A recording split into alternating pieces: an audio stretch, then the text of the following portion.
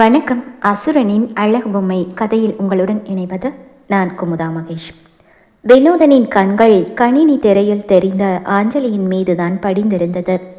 Sir, interview ground ஃப்ளோரில் எப்போ நடக்கிற இடத்துல தானே அரேஞ்ச் பண்ணணும் என்று குணா வினோதனிடம் கேட்கவும், சற்றே யோசித்த வினோதன், குணா, இன்டர்வியூக்கு எத்தனை பேர் வந்திருக்காங்க என கேட்டான். It's more then 50 candidate sir என்றான் குணா. அப்போது முதல்ல எல்லாரையும் கான்ஃபரன்ஸ் ஹாலில் அசம்பிள் பண்ணுங்கள். கம்பெனியை பற்றி சின்னதாக ஒரு பிபிடி ப்ரெசன்டேஷன் கொடுத்துட்டு அதுக்கு பிறகு இன்டர்வியூவை வச்சுக்கலாம் என்றான். ஓகே சார், ப்ரெசன்டேஷன் பண்ண போகிறது என்று குணா கேட்க, நானே பண்ணுறேன், நீங்கள் போய் அரேஞ்ச் பண்ணுங்கள் என்றான் வினோதன். ஓகே சார், நான் போய் பிபிடிக்கு வேண்டி ஏற்பாட்டை பண்ணுறேன். அஞ்சலி இருக்கும் வெயிட்டிங் ஹாலுக்கு வந்த குணா, அஞ்சலி, இன்டர்வியூக்கு முன்னாடி ஒரு பிபிடி ப்ரெசன்டேஷன் இருக்குது. பாஸ் தான் ப்ரெசென்ட் பண்ண போகிறாருன்னு நினைக்கிறேன். அதை கவனமாக பார்த்துக்கோ, அதில் இருந்தும் இன்டர்வியூ கொஷின்ஸ் வரலாம் என்று குணா பேசி கொண்டிருக்க அஞ்சலி படபடப்பாக அலுவலக வாயிலேயே பார்த்து கொண்டிருந்தாள். குணாவிற்கு புரிந்துவிட்டது. என்ன அஞ்சலி, இன்னும் உன் ஃப்ரெண்டு வரலையா என கேட்டான். சோகமாய் இல்லை என்று உதட்டை பிதுக்கினாள் அஞ்சலி. டைம் ஆச்சு, இன்னுமா வரல என்று குணா கேட்கவும், டிராஃபிக்கில் மாட்டியிருப்பாரோ என்னவோ, ஆனால் லேட்டாக வந்தாலும் இன்டர்வியூ அட்டன் பண்ண முடியும் தானே என கேட்டாள் அஞ்சலி. இல்லைம்மா, கண்டிப்பாக பிபிடி அட்டன் பண்ணணும். பிபிடி அட்டன் பண்ணவங்களுக்கு மட்டும்தான் இன்டர்வியூ நடக்கும். உன் ஃப்ரெண்டுக்கு கால் பண்ணி உடனே வர சொல்லு. இன்னும் 5 நிமிஷம் டைம் இருக்குது, இப்போ வந்தாலும் ஓகே தான் என்று சொன்னவன், சரிம்மா, எனக்கு வேலை இருக்குது, நான் உள்ளே போகிறேன் என்று சென்றுவிட, என்னை டென்ஷன் படுத்துறதே இந்த வினோத்துக்கு வேலையாக போச்சு என்று புலம்பியபடியே மீண்டும் ஒரு முறை வினோதனின் அலைபேசிக்கு அழைத்து பார்த்தாள் அஞ்சலி. அவன் எடுக்கவில்லை. வாட்ஸ்அப்பில் ஒரு வாய்ஸ் மெசேஜ் அனுப்பினாள். அதற்குள் பியூன் வந்து எல்லோரையும் கான்ஃபரன்ஸ் ஹாலுக்கு வர சொல்ல வெளி வாசலை திரும்பி திரும்பி பார்த்து கொண்டே உள்ளே சென்றாள் அஞ்சலி. வந்திருந்த அனைவருக்கும் வரிசையாக இருக்கைகள் போடப்பட்டிருந்தது. எல்லோரும் சென்று அமர்ந்து கொண்டார்கள். அஞ்சலி முன் இருக்கையில் தான் அமர்ந்திருந்தாள். குளிரூட்டப்பட்ட ஏசி அறை, மேடையில் பெரிய வெள்ளை ப்ரொஜெக்டர் திரை, அருகில் இருந்த மேஜையில் லேப்டாப், ப்ரொஜெக்டர், ரிமோட் கிளிக்கர் போன்ற உபகரணங்கள் வைக்கப்பட்டிருந்தது. குணாவும் மேனேஜரும் அதை சரிப்படுத்தி வைத்து கொண்டிருந்தனர். அந்த இடம் பிரசன்டேஷனுக்கு முழுமையாக தயாரானதும் அங்கிருந்தே வினோதனுக்கு அழைத்தார் மேனேஜர். வினோதனும் கிளம்பி கான்ஃபரன்ஸ் ஹாலுக்கு வந்து கொண்டிருந்தான். ப்ளீஸ் பி சைலண்ட், ப்ரெசன்டேஷன் பண்ணுறதுக்காக பாஸ் வந்துட்டுருக்காரு என்று குணா சொன்னதும் அந்த இடத்தில் சலசலப்பு குறைந்து அமைதியானது. கடைசியாக வினோத்துக்கு ஒரு வாட்டி கூப்பிட்டு பார்க்கலாம். ஒருவேளை நம்ம எல்லாரும் இங்கே வந்த பிறகு அவர் ஆஃபீஸுக்கு வந்திருந்தாருன்னா இடம் தெரியாமல் தேடிட்டு இருக்காரோ என்னவோ என நினைத்து அவசரமாய் ஃபோனை எடுத்து வினோதனுக்கு அழைத்தாள் அஞ்சலி. ரிங் போனது. அவனுடைய ரிங்டோன் சத்தம் அந்த கான்ஃபரன்ஸ் ஹாலுக்கு வெளியில் கேட்டது. அஞ்சலி மனதில் ஒரு சிறு நம்பிக்கை தோன்றியது. வினோத் வந்துட்டாருன்னு நினைக்கிறேன். அவர் ரிங்டோன் தான் இது. தன் அருகில் இருந்த இருக்கையை பார்த்தாள். அது காலியாக இருக்கவே ஹேண்ட்பேக்கை அந்த இருக்கையில் வைத்து அவனுக்காக இடம் வேறு பிடித்து வைத்தாள். ரிங் சவுண்டு இங்கே தான் பக்கத்தில் எங்கேயோ கேட்குது. ஆனால் ஃபோனை ஏன் எடுக்க மாட்டேங்கிறாரு? இடம் தெரியாமல் தேடிட்டு தான் இருக்கார் போலையே. வெளியே போய் பார்த்துட்டு வரலாமா என யோசித்தவள் மீண்டும் ஃபோனில் அழைத்து கொண்டே தன் இருக்கையில் இருந்து எழுந்து நின்றாள். அஞ்சலி எழுந்து நிற்பதை பார்த்த குணா, பாஸ் வராரு, உட்காரு என்று கண்ணை காட்டி சைகை செய்தான். அவன் சொல்லி முடித்த அடுத்த நொடியே கான்ஃபரன்ஸ் ஹாலுக்குள் கருப்பு நிற கோட் சூட்டில் புயல் என உள்ளே நுழைந்து கொண்டிருந்தான் வினோதன். அஞ்சலி அவன் அலைபேசிக்கு அழைத்து கொண்டிருக்க இப்போது அவன் மொபைல் ரிங் அஞ்சலிக்கு மிக மிக அருகில் கேட்டது. வினோத் வந்துட்டாரு. அஞ்சலி புன்னகையுடன் பின்புறம் திரும்பி அறையின் வாயிலை பார்த்தாள். அவள் கண்களை அவளாலேயே நம்ப முடியவில்லை. வினோதன் முதலாளி என்ற தோரணையில் மிடுக்காக வந்து கொண்டிருந்தான். வினோத் மெதுவாக முணுமுணுத்தது அவள் இதழ்கள். என்ன இவரு இப்படி ட்ரெஸ் பண்ணிட்டு வராரு? மேலிருந்து கீழாக அவனை அளந்து பார்த்தாள் அஞ்சலி. வினோத், இங்க வா என்று அஞ்சலி அவனை அழைக்க வாய் திறந்த சமயம் பிரசன்டேஷன் மேடையில் இருந்த குணா, மேனேஜர், மற்ற அலுவலர்கள் வினோதனை பார்த்து, குட் ஆஃப்டர்நூன் சார் என்று விரைப்பாக சொல்ல நேர்காணலுக்கு வந்திருந்தவர்கள் அனைவரும் எழுந்து நின்றனர். மேடையில் இருந்து கீழே இறங்கி வந்த குணாவும் மேனேஜரும் வினோதனுடன் பேசிக்கொண்டே மேடைக்கு செல்ல அஞ்சலிக்கு அதிர்ச்சியில் மயக்கம் வரும் நிலைதான். கண்கள் இரண்டையும் ஒரு முறை துடைத்து கொண்டு அவள் வினோதனையே பார்த்து நின்றாள். எல்லோரும் குட் ஆஃப்டர்நூன் சார் என்று சொல்ல, good afternoon, I am Vinothan, the man who ones this company என்று தன்னை அறிமுகப்படுத்தி கொண்டவனின் பார்வை எல்லோரையும் சுற்றிவிட்டு கடைசியில் அஞ்சலின் மீது வந்து நிலைத்தது. வினோத், வினோதன். அவள் இதழ்கள் மெதுவாய் முணுமுணுத்து கொண்டது. அவள் உடலில் சிறு நடுக்கம். கண்கள் அவளையும் அறியாமல் கலங்கியது. தன்னை நிதானப்படுத்தி கொண்டாள். ஒருத்தர் மாதிரியே 7 பேர் இருப்பாங்கன்னு சொல்லுவாங்களே, அப்படி கூட இருக்கலாம்ல. அப்போதும் அவள் மனம் இந்த வினோதன் தான் அவளுடைய வினோத் என்று ஏற்றுக்கொள்ள மறுத்தது.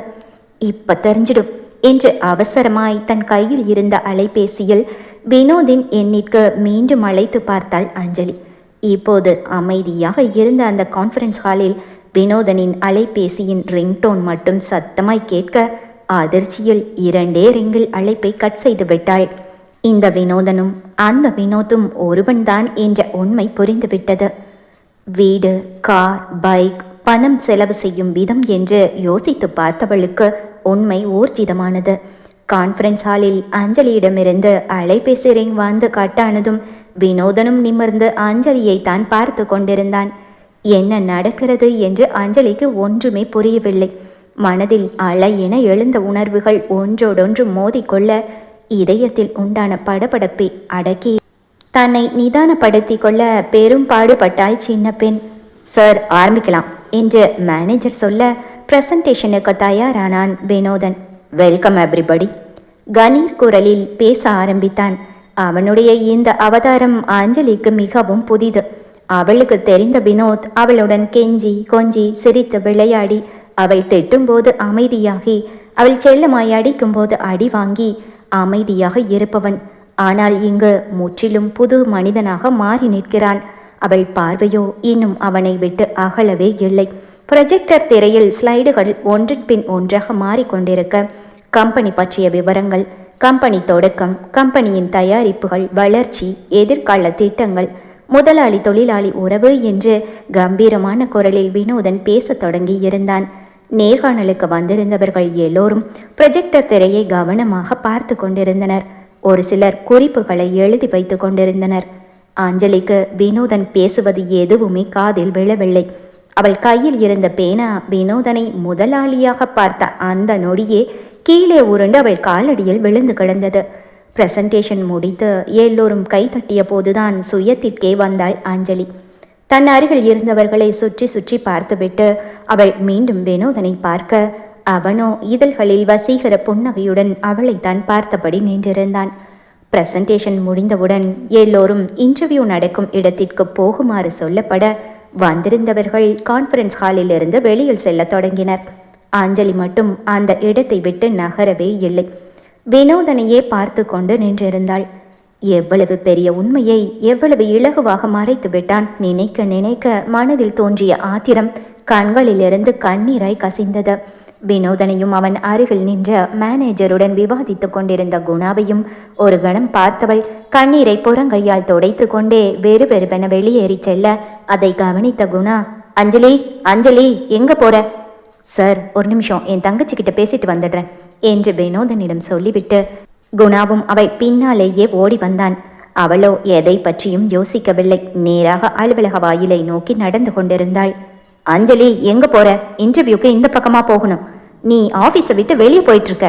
கத்திக்கொண்டே குணா பின்னால் ஓடி வர அஞ்சலியோ வேகமாக நடந்து கொண்டிருந்தாள். குணாவை தொடர்ந்து வினோதனும் அவள் பின்னால் வந்து கொண்டிருந்தான். சர்ப்ரைஸ் பண்ணலான்னு நினைச்சா இவ டென்ஷன் ஆயிட்டா போலியே.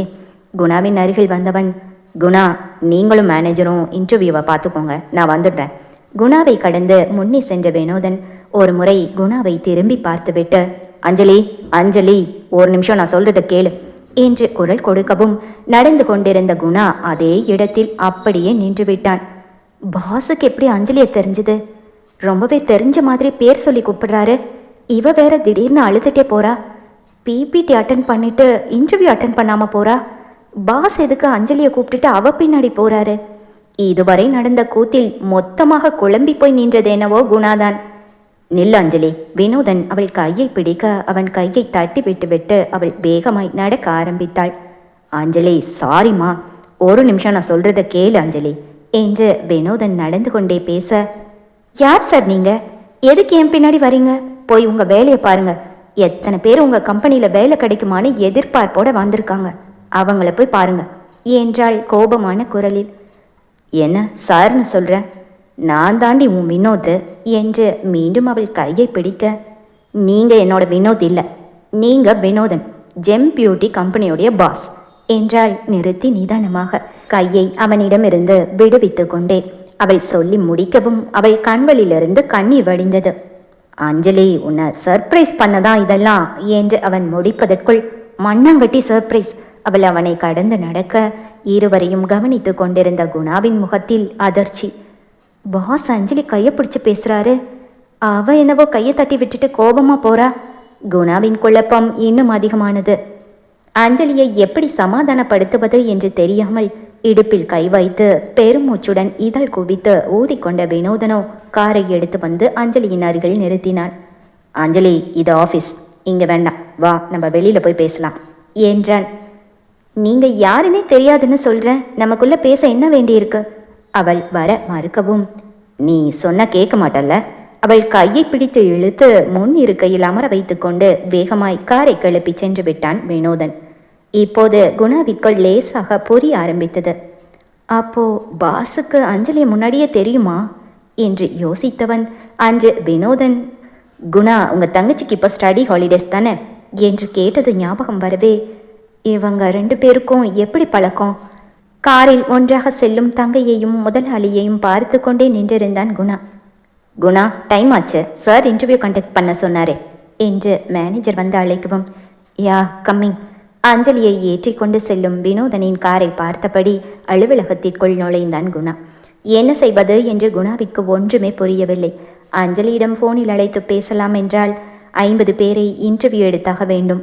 அருகில் மற்ற அதிகாரிகளும் இருந்ததால் பர்சனலாக எதுவும் பேச முடியாது. வேலை முடியட்டும், பிறகு பேசலாம் என காத்திருந்தான். காரில் வழி நெடுகளும் வினோதன் தான் பேசிக்கொண்டே வந்தான். அஞ்சலியிடம் மன்னிப்பு கேட்டுக்கொண்டே வந்தான். அவளோ அவன் பக்கம் முகத்தை திருப்ப கூட இல்லை. 1/2 மணி நேர பயணம். ஆள் நடமாட்டம் இல்லாத சாலையில் காரை நிறுத்தியிருந்தான் வினோதன். அவனை திரும்பி கூட பார்க்காமல் கலங்கிய கண்களுடன் சிலையாக அமர்ந்திருந்தாள் அஞ்சலி. அஞ்சலி, சர்ப்ரைஸ் கொடுத்தா எக்ஸைட்மெண்ட் ஆகணும், நீ என்னடி அலற என்று அன்பாய் அவள் கண்ணீரை துடைக்க நீண்ட அவன் கரங்களை கோபமாய் தட்டிவிட்டாள் பெண்ணவள்.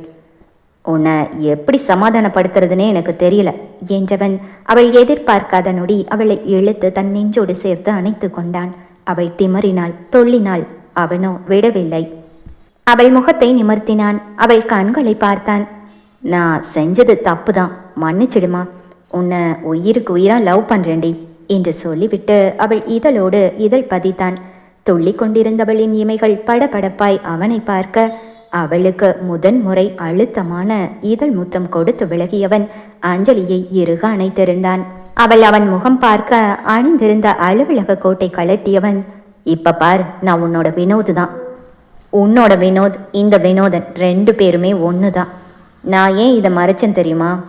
எங்கே நான் பணக்காரன்னு தெரிஞ்சா நீ என்னை லவ் பண்ண மாட்டேன்னு சொல்லிடுவேன்னு நினச்சி தான் உன்கிட்ட உண்மையை சொல்லாமல் இருந்தேன். சாரி சாரி என்று ஒவ்வொரு இறைஞ்சுதலுக்கும் ஒருவர் மொத்தமாய் அவள் கன்னத்தில் பிராயச்சித்தமாக கொடுத்து கொண்டிருந்தான்.